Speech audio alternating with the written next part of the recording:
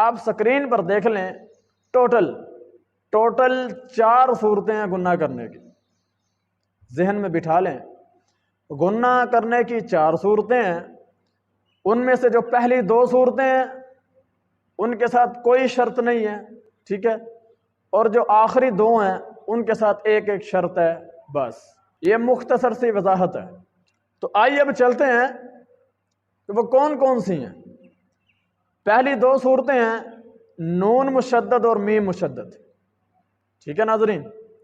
اب نون مشدد اور میم مشدد، اس سے کیا مراد ہے؟ اگر آپ نے ہمارا علامات کا سبق پڑھا اور دیکھا اور سنا ہے تو الحمدللہ آپ کو معلوم ہوگا کہ مشدد حرف کسے کہتے ہیں۔ مشدد حرف شد والے حرف کو کہتے ہیں۔ تو شد کسے کہتے ہیں یہ میں نے اچھے طریقے سے آپ کو سب کچھ بتایا ہوا ہے۔ پھر بتا دیتا ہوں کہ 3 ڈنڈوں والی ایک چھوٹی سی علامت ہوتی ہے، اس کو شد کہتے ہیں۔ تو جس حرف پر یہ علامت آ جائے اس حرف کو مشدد کہتے ہیں، ٹھیک ہے، اتنی سی بات ہے۔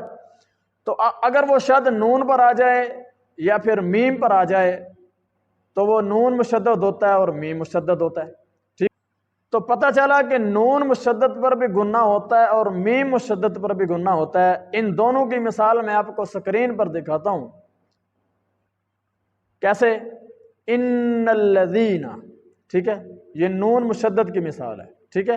ان الذین، ان یہ نون مشدد ہے، اس پر گناہ ہوگا تو کیسے پڑھیں گے؟ ان الذین، ٹھیک ہے۔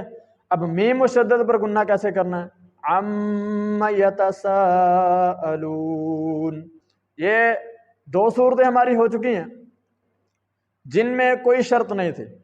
اب آگے چلتے ہیں، ہماری جو آخری 2 صورتیں ہیں جن کے ساتھ ایک شرط ہے وہ کون سی ہیں؟ ان میں سے ایک میم ساکن ہے اور ایک نون ساکن ہے، ٹھیک ہے۔ جو آخری 2 صورتیں ہیں، ایک میم ساکن ہے، ایک نون ساکن ہے۔ میم ساکن پر بھی گناہ ہوتا ہے لیکن ایک شرط کے ساتھ۔ وہ شرط کون سی ہے؟ کہ میم ساکن کے آگے با آ جائے، ٹھیک ہے۔ یعنی کہ میم ساکن کے آگے با ہوگا تو پھر گناہ ہوگا، اگر با نہیں ہوگا تو پھر گناہ بھی نہیں ہوگا، یہ شرط ہے۔ اس کی مثال کیا ہے؟ علیکم بوکیل۔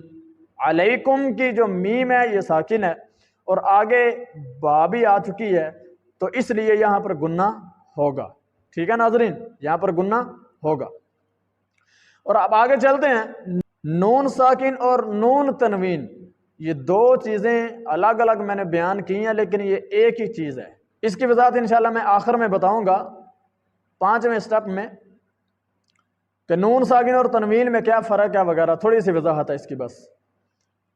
تو ناظرین، نون ساکن اور نون تنوین پر بھی گناہ ہوتا ہے۔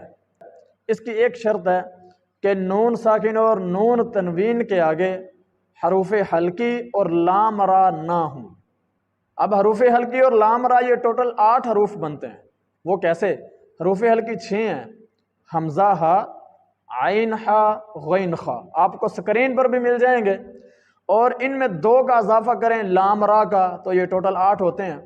تو شرط یہ ہے کہ ان 8 حروف میں سے کوئی حرف اگر نون ساکن اور تنوین کے آگے آ جائے گا تو پھر گناہ نہیں ہوگا۔ اس کی مثال کیا ہے؟ من آمنا، ٹھیک ہے۔ من نون ساکن ہے، آگے حروف حلقی میں سے حمزہ آ چکا ہے، اس لیے نون پر گناہ نہیں ہوگا، ٹھیک ہے۔ گناہ کب ہوگا؟ جب ان 8 حروف میں سے کوئی حرف نہ ہوگا۔ مثلا انفسکم، انفسکم، اب اس لفظ میں جو ان نون ساکن ہے، اس کے بعد ان 8 حروف میں سے کوئی حرف موجود نہیں ہے تو اس لیے یہاں پر گناہ ہوگا۔ انفسکم، نون کی آواز کو، اس گنگنی آواز کو ذرا تھوڑا سا لمبا کریں گے تو گناہ ہو جائے گا۔ تو اب آگے چلتے ہیں ناظرین، میں نے 2 مثالیں آپ کے سامنے پیش کی ہیں نون ساکن کے۔ اب نون تنوین کی مثالیں آپ کے سامنے پیش کرتے ہیں۔ اس کی مثال یہ ہے، کتاب انزلناہ، ٹھیک ہے۔ کتابن کی با کے اوپر نون تنوین ہے، 2 پیشیں ہیں، ٹھیک ہے ناظرین، اور ان 2 پیشوں کے بعد حمزہ آ چکا ہے جو حروف حلقی میں سے ایک ہے۔ تو مثالیں تو ویسے بہت زیادہ ہیں لیکن آپ کو صرف سمجھانے کے لیے، زیادہ الجھن میں نہیں ڈالنا، صرف ایک مثال آپ کے سامنے کے لیے دے رہا ہوں۔ کتابن انزلناہ، اب یہاں پر نون تنوین کی آواز کو لمبا نہیں کریں گے۔ اگر ہم پڑھیں گے کتابن انزلناہ تو یہ غلط ہے، ٹھیک ہے، یہاں پر گنہ نہیں ہوتا۔ تو اب گنہ کب ہوگا؟ جب ان 8 حروف میں سے نون تنوین کے آگے کوئی حرف نہ آئے۔ اب اس کی مثال ہے کتاب قیمہ، ٹھیک ہے ناظرین، کتاب قیمہ۔ اب کتابن کی با پر نون تنوین ہے، 2 پیشیں ہیں، ٹھیک ہے ناظرین، اور آگے ان 8 حروف میں سے کوئی حرف موجود نہیں ہے، ٹھیک ہے، نہ تو حروف حلقی میں سے کوئی حرف ہے، نہ لام را میں سے کوئی حرف ہے، ٹھیک ہے، کیا ہے؟ آگے قاف ہے۔ تو اب یہاں پر گنہ ہوگا، کیسے؟ کتاب قیمہ، کتاب قیمہ۔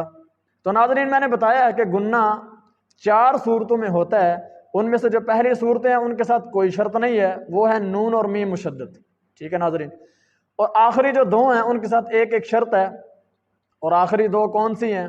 میم ساکن ہے، اس کی شرط ہے کہ آگے با ہو پھر گنہ ہوگا، اور آگے نون ساکن اور نون تنوین، یہ ایک چیز کے 2 نام ہیں ناظرین، تو نون ساکن اور نون تنوین پر بھی گنہ ہوگا، یہ چوتھی صورت ہے ہماری۔ اس کی شرط کیا ہے؟ کہ اس کے آگے حروف حلقی اور لام را نہ ہو۔ تو یہ ٹوٹل 8 حروف ہیں، اگر ان میں سے کوئی ایک حرف بھی آ جائے نون ساکن اور تنوین کے آگے پھر گنہ نہیں ہوگا، اگر ان میں سے کوئی حرف نہ ہو پھر گنہ ہوگا۔